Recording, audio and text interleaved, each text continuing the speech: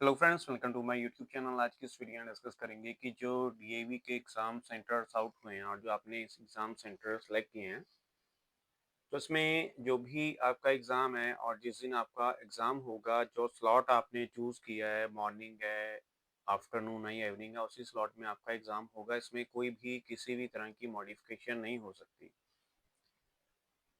और जल्दी ही मैं डिटेल्ड वीडियोज़ इस वीक अपलोड करूँगा, जो आपके लिए काफ़ी यूज़फुल होगी to crack CBT exam. Syllabus क्या रहेगा, पैटर्न क्या रहेगा, और अब देखिए प्रिपरेशन आपकी फास्ट ट्रैक होगी। अब वो टाइम नहीं है कि आप बिगिनिंग से स्टार्टिंग करें। अब ये है कि आपका जो सब्जेक्ट्स है उसकी नॉलेज आपको है, अब उसने वो जो प्रैक्टिस है आप फास्ट ट्रैक पर करेंगे। तो सबसे पहले मैं इसमें आपको बता दूँ, क्लिक हियर पर आप जाएँगे, तो आप पोर्टल पे जाएँगे, यहाँ लॉगिन करके डिटेल्स फिल करेंगे। इसमें आपका एप्लीकेशन नंबर और एडमिट कार्ड शो होगा। सो मैं यहाँ एडमिट कार्ड सेव कर लेता हूँ और इसमें ओपन करके आपको मेन इंस्ट्रक्शन शो करता हूँ, जो आपने ड्यूरिंग द एग्ज़ाम लेकर जानी है। जो लास्ट टाइम एग्ज़ाम थे उसमें कैंडिडेट्स को काफ़ी प्रॉब्लम्स आई थी रिगार्डिंग आईडी प्रूफ एंड जो और डॉक्यूमेंट साथ में लेकर जाने हैं। सो इसमें जल्दी ही मैं डिटेल वीडियोस अपलोड करूँगा, जो आपके लिए काफ़ी यूज़फुल होंगी। और आपने पेपर 1 एंड पेपर 2 की प्रिपरेशन कहाँ से करनी है स्पेशल फॉर आईटी पोस्ट है उनके लिए। तो एडमिट कार्ड हमने यहाँ से डाउनलोड कर लिया, उसको मैं आपको शो करता हूँ। जिनके एग्ज़ाम सेंटर्स रॉन्गली चूज़ होंगे, अब उनमें कोई भी किसी भी तरह की मॉडिफिकेशन नहीं होगी, इसको याद रखिएगा। सो इम्पोर्टेंट यहाँ पर इंस्ट्रक्शंस है for the candidates. In instructions को आपने बड़े ही ध्यान से सुनना है, और एग्ज़ाम से पहले अगर आपका कोई कलीग है या फ्रेंड है, उसके साथ ज़रूर इंस्ट्रक्शंस को शेयर करना। वीडियो को ज़रूर लाइक करना आप भूल जाते हैं। तो चैनल को अगर फर्स्ट टाइम विजिट कर रहे हैं, ज़रूर सब्सक्राइब करना। तो देखिए सबसे इम्पोर्टेंट जो इंस्ट्रक्शंस है सबसे पहली ही है, अगर आपका एग्ज़ाम किसी रीज़न के कारण क्लैश हो रहा है, या आप due to some reason exam को अटेम्प्ट नहीं कर सके, जा नहीं सके, ट्रैफिक में फँस के लेट हो गए और वहाँ पर आपकी एब्सेंट लग गई, इस चांसेस में आपको कोई भी सेकंड चांस नहीं दिया जाएगा। जिस दिन एग्ज़ाम है उसी दिन एग्ज़ाम होगा, बाद में एग्ज़ाम नहीं होगा, जो सबसे मेन चीज़ है। जब फर्स्ट टाइम सीबीटी हुआ था तब ये था, जो एब्सेंटीज़ थे उनका एग्ज़ाम हुआ था, उसके बाद ये थर्ड टाइम सीबीटी हो रहा है। तो इसमें भी इन्होंने यही रखा है कि आपको सेकंड चांस नहीं दिया जाएगा। Candidates are advised to reach their exam centre 1:30 PM. अब देखिए इन्होंने ये जो ड्यूरेशन दी है, ये दी है आफ्टरनून के एग्ज़ाम की। अगर आपकी मॉर्निंग शिफ्ट है उसके अकॉर्डिंग आपने जाना है, अगर नून शिफ्ट है उसके अकॉर्डिंग जाना है, अगर इवनिंग शिफ्ट है उसके अकॉर्डिंग जाना है। सॉरी, इवनिंग शिफ्ट है। At least 1 hour before the exam start to avoid any unexpected delays due to traffic jams, due to fog और अनएक्सपेक्टेड वेदर। हाँ, वेदर आ ही गया, एंड चेंजेस और एनी अदर रीज़न। कोई भी रीज़न हो सकता है, आपको पता है, रोड जैम हो सकता है, कोई धरना वगैरह हो सकता है, कुछ भी हो सकता है।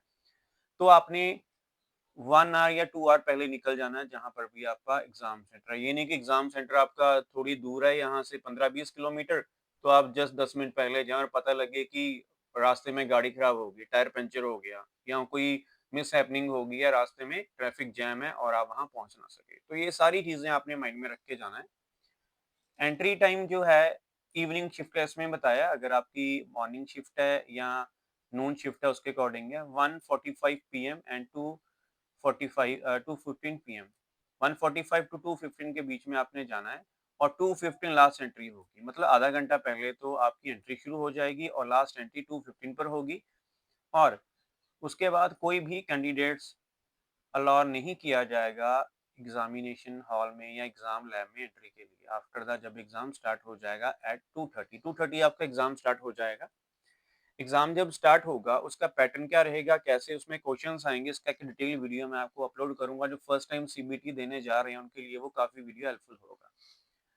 जब आप अपने एग्जामिनेशन हॉल में एंटर करेंगे, एग्जाम में जो आपका एग्जाम सेंटर है उसमें कैंडिडेट्स की जो चेक करेंगे कि जो उनका सीटिंग प्लान, जब आप एंट्री करेंगे ना गेट पर, सबसे पहले तो आपकी अटेंडेंस लगेगी।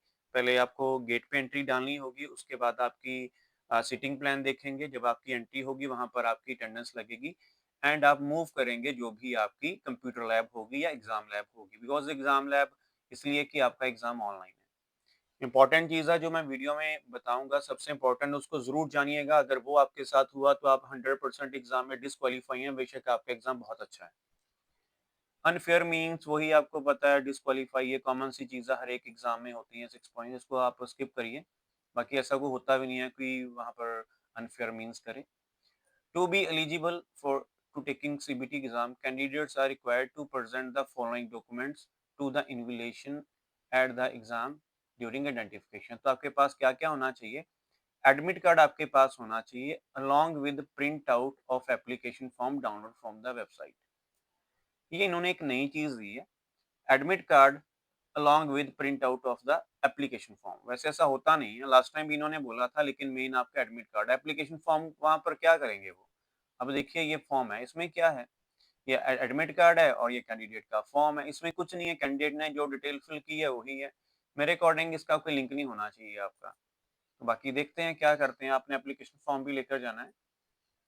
One clear recent password size photo important है, ध्यान से सुनिएगा। लास्ट टाइम जो मैं सीबीटी एग्ज़ाम देने गया था, उसमें कोई कैंडिडेट आया था, तो उसने अपनी जो फ़ोटो है, वो लगभग मेरे ख़्याल से शादी से पहले की अटैच कर दी थी, ठीक है? तो शादी के पहले वो स्लिम थे और फ़ोटो भी थोड़ी, मतलब आपको पता ही है, आफ्टर दैट मैरिज के बाद उन्होंने जो अपलोड की थी, वो विद फुल मेकअप-शेकअप अपलोड की थी। तो ये आपने ध्यान रखना है कि आपकी फ़ोटो उसको मैच करनी चाहिए। अगर कोई बॉय है, अगर उसको स्पेक्स लगी हैं या कोई और उसमें कोई भी बॉडी में चेंजेस हुए हैं, फेस में चेंजेस हुए हैं, उसके अकॉर्डिंग आपने वो फ़ोटो अटैच करनी है। To be pasted on the attendance sheet at the exam centre, कि वहाँ पर उनको ज़रूरत पड़ेगी। Any one of the original valid ID proof आपको लेकर जाना है। पैन कार्ड हो गया, driving licence, voter ID, passport, Aadhaar card, ई-आधार with clear photograph. ठीक है जी, ये आप लेकर जा सकते हैं। इसकी हार्ड कॉपी चाहिए। हार्ड कॉपी मतलब ये इसके प्रिंट आउट, और ये आपका हार्ड कॉपी चाहिए किसका? आइडेंटिफिकेशन जो है आपकी, यानी प्रूफ जो गवर्नमेंट के थ्रू इशू किया गया, ये जो मैंने आपको बताए हैं। No candidate will be allowed entry in the examination centre without admit card, application form और दिस वन। ये चीजें मेन है, इसको आपने लेकर जाना है। विदाउट दिस आपको एग्जामिनेशन हॉल में एंट्री नहीं मिलेगी। मुझे एक चीज़ नहीं पता लगी, इन्होंने ये एप्लीकेशन फॉर्म क्यों मंगवाया? इसका तो कोई सीन ही नहीं होना चाहिए। ये तो वही चीज़ होगी कि सीटेट का एग्ज़ाम आ गया, सीटेट वालों ने बोला कि आप अपना एडमिट कार्ड भी ले आएँ, और जो जब आपने सीटेट फिल किया था, जो एग्ज़ामिनेशन फॉर्म आपने वहाँ पर फिल किया था, आपका जो जनरेट हुआ था, जिसको हम एप्लीकेशन फॉर्म बोलेंगे, वो भी साथ में ले आओ। ये तो जस्ट रद्दी इकट्ठे करने वाली बात है। तो मेरे अकॉर्डिंग एप्लीकेशन फॉर्म नहीं होना चाहिए। लास्ट 2 जो एग्ज़ाम गए, सीबीटी 2024, 2025 और ये 2026 है। 24 में, 25 में कोई भी ऐसा एप्लीकेशन फॉर्म का क्राइटेरिया नहीं था। फिलहाल फिर भी इसका मैं एक बार जो एग्ज़ाम सेंटर्स बने हैं, उस पे कॉल करके पूछ लूँगा कि ये चीज़ इम्पोर्टेंट है या नहीं है, बट मेरे अकॉर्डिंग नहीं होनी चाहिए। आप भी अगर जा रहे हैं, तो इस चीज़ को ज़रूर कन्फर्म करिएगा। बिकॉज़ ऑलरेडी आपका जो डेटा है, उनके डेटाबेस में पहुँच चुका है, जहाँ पर आपका एग्ज़ाम सेंटर बना है। बिकॉज़ आपने एग्ज़ाम सेंटर चूज़ कर लिया है, डेटा ऑटोमैटिक सर्वर से फेच हो गया है।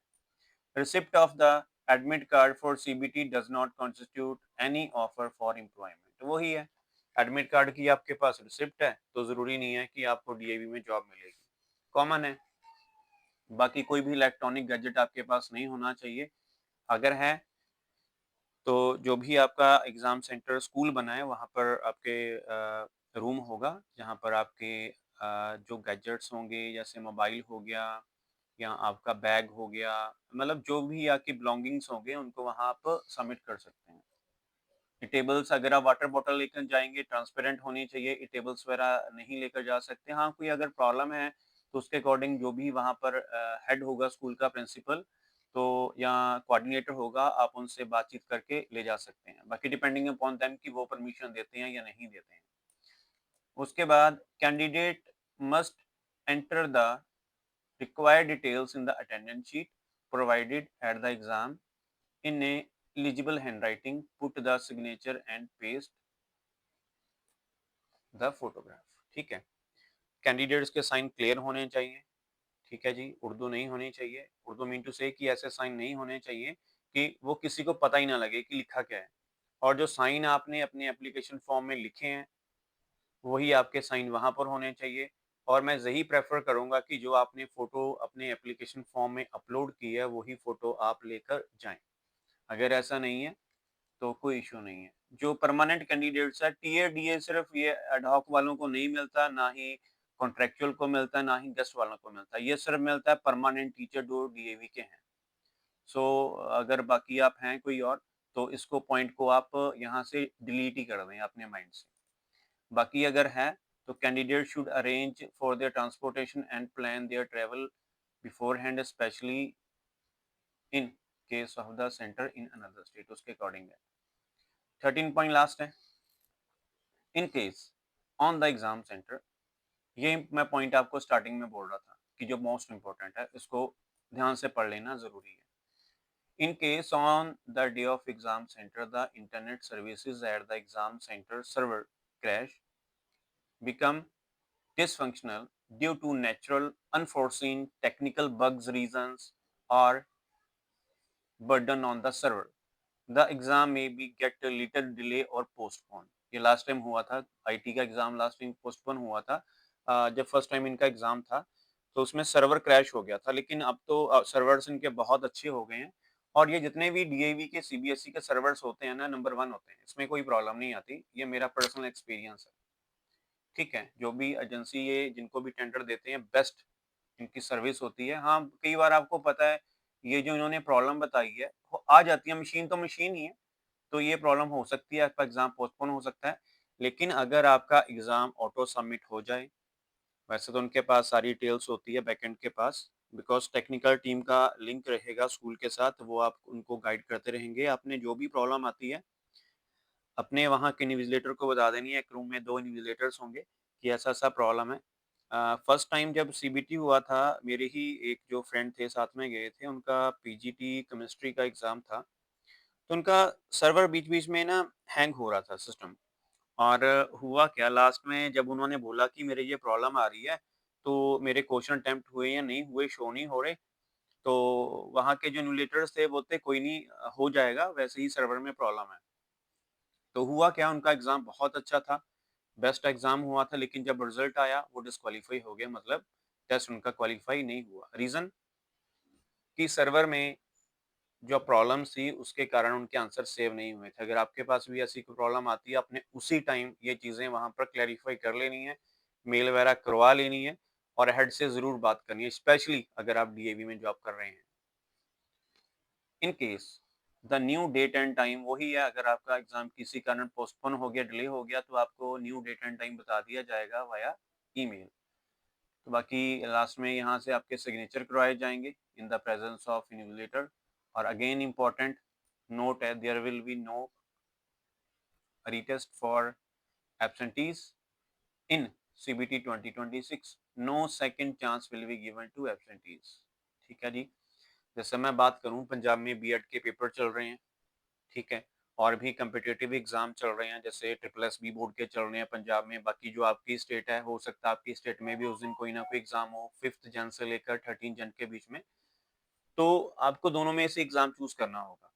ठीक है, या तो वो एग्ज़ाम स्किप करना होगा, ये एग्ज़ाम स्किप करना होगा। ये आप पर डिपेंड करता है कि कौन-सा एग्ज़ाम आपके लिए बेस्ट है या जो आपके फ्यूचर के लिए अच्छा रहेगा। आपने ये सोच समझ के करना है सारा, ठीक है?